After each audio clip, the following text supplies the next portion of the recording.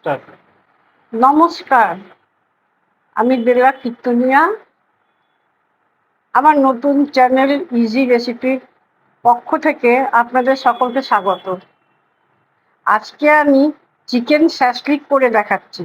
আশা করি আপনাদের এটা খুব ভালো লাগবে। এটা করতে আমার 300 গ্রাম বোনলেস চিকেন লাগছে। এগুলো কিউব করেই কাটা, এই মানে 20টা মতো পিস আছে ওটা।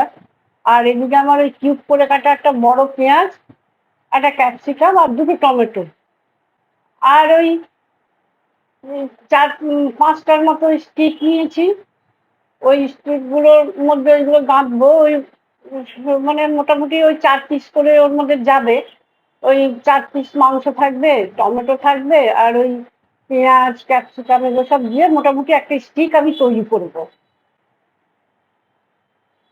আমি একে ম্যারিনেট করছি মাংসটাকে। প্রথমে আমি 8খানা লেবু রস দিয়েছি, 8খানা লেবু রস দিচ্ছি। এরপরে ওটার মধ্যে দিতে হবে আপনার ওই মানে একটা পেস্ট, যেটার মধ্যে আমি 2টো কাঁচা লঙ্কা আর 1/2 ইঞ্চি আদা, 5 কোয়া রসুন, 10-12টা গোলমরিচ আর 2টো কাঁচা লঙ্কা, এগুলো একসঙ্গে পেস্ট করে এটা 2 চামচের মতো হবে। তো সেটা এটা চিকেনের মধ্যে দিচ্ছি। এটা খুবই সামান্য মশলা, যদিও আমি অল্প মশলা দিয়েই করছি। এটা দিচ্ছি। এবার দিতে হবে স্বাদ মতো নুন। নুনটা একটু কম দেবেন, কারণ ওই যেটা সয়া সস আছে ওটা একটু মানে নুনের ভাগটা একটু থাকে। আর এটা এখন দিচ্ছি 1 চামচ লঙ্কার গুঁড়ো, আর দিচ্ছি 1 চামচ সয়া সস। এবার দেব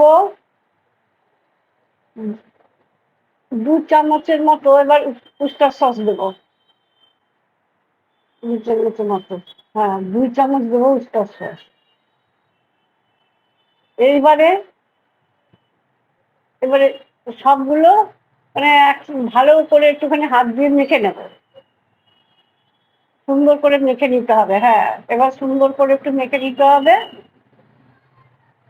ভালো করে মেখে নিয়ে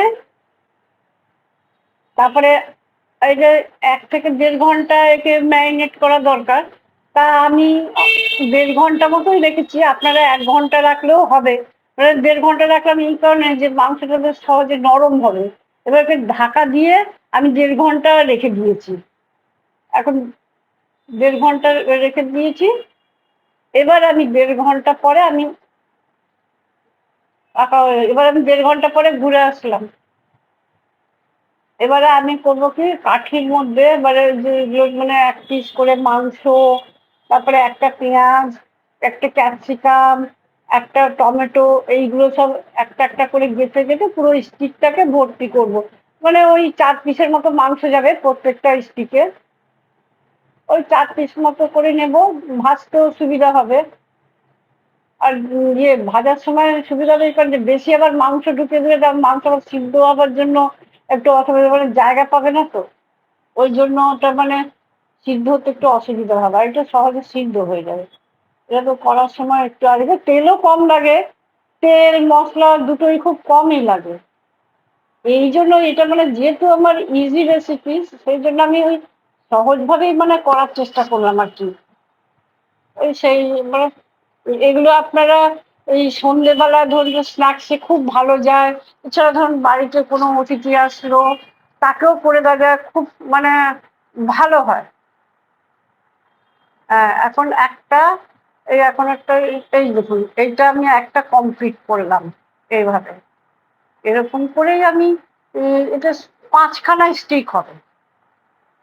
হ্যাঁ, এইভাবে এইভাবে একটা পাটা এরকম করে গেঁথে গেঁথে দিলাম। তারপরে এইভাবে এখন 5টা আমি করলাম, 5টাই আমার হয়েছে। প্রায় 18-20 পিস ছিল তো মাংসের পিসটা, মানে ওই 18-20খানা ছিল, ওইটা দিয়ে আমার 5খানা হয়ে গেছে। এবারে আমি গ্যাসটা জ্বালালাম। এটা ওই এবার ওই ফ্রাই প্যানটা দিচ্ছি, তেলটা কিন্তু খুব সামান্য লাগে, অল্প তেল, অল্প অল্পই তেল লাগবে। তার লাস্টে যদি একটু যখন একটু কম কম মনে হবে না, ওটাকে একটু ব্রাশ করে দিলে উপর দিয়ে, তাহলে বেশ তৈলাক্ত ভাব দেখা যাবে, দেখতেও জিনিসটা ভালো লাগবে। আর সবসময় এই গ্যাসটা আপনি ওইটা লো টু মিডিয়ামে রাখারই চেষ্টা করবেন, তাহলে কি হবে, সিদ্ধটা ভালো হবে। একদম যখন মোটামুটি যখন হয়ে যাবে, ওই তখন ওটাকে উল্টে দিয়ে তারপরে লোতে করবেন ফ্লেমটা। এখন ওই লো টু মিডিয়ামেই আছে ফ্লেমটা, ওই অবস্থায় আমি এখন দিচ্ছি। 3খানা ধরে যাবে এর মধ্যে এখন।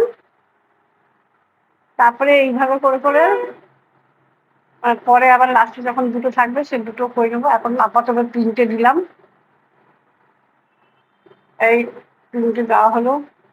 এবারে একে আমি একটু ঢাকা দিয়ে রাখবো, মিনিট 2-3 ঢাকা দিয়ে রাখবো, মানে একটু নরম হওয়ার জন্য। হ্যাঁ, এবারে আমি 3 মিনিট পরে আবার ঘুরে আসছি, দেখছি। হ্যাঁ, ও পিঠটা হয়ে গেছে, একটু উল্টে দেখে নি, দেখি কিরকম হলো।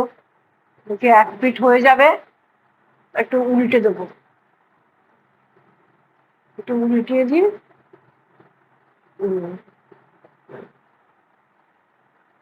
উল্টে উল্টে দিয়ে তারপর একটু ব্রাশ করবো, তেলের ব্রাশটা করবো। তাহলে তেলের ব্রাশটা পেলে মানে ওটা তেলটা গায়ে একটুখানি লাগালে পরে জিনিসটা আরো ভালো হবে। সেই জন্য এটাকে তেলটা লাগিয়ে উল্টিয়ে দেবো, উল্টিয়ে আরো প্রায় 2 মিনিটের মতো রাখবো। তারপরে লোতে দিয়ে কিছুক্ষণ রেখে তারপর ওটা নামিয়ে দেবো। এবার আবার কিছুক্ষণ লো ফ্লেমে দিই, লো ফ্লেমে দিলে কিছুক্ষণ রেখে তারপর ওটা নামিয়ে দেবো। হ্যাঁ, এবার ওটা নামিয়ে দিচ্ছি। এবারে নামিয়ে, এই দেখুন আমার রান্নাটা কমপ্লিট হয়েছে। বলো, এটা দেখতে যেমন সুন্দর, খেতেও ঠিক ততটাই ভালো লাগবে। আপনারা অবশ্যই আমার এই রেসিপিটা একবার করে দেখুন, আশা করি আপনাদের ভালোই লাগবে। আর কেমন লাগলো তা অবশ্যই আমাকে কমেন্ট করে একটু জানাবেন, এবং ভিডিওটা পছন্দ হলে অবশ্যই লাইক এবং শেয়ার করবেন, আর চ্যানেলটাকে সাবস্ক্রাইব করার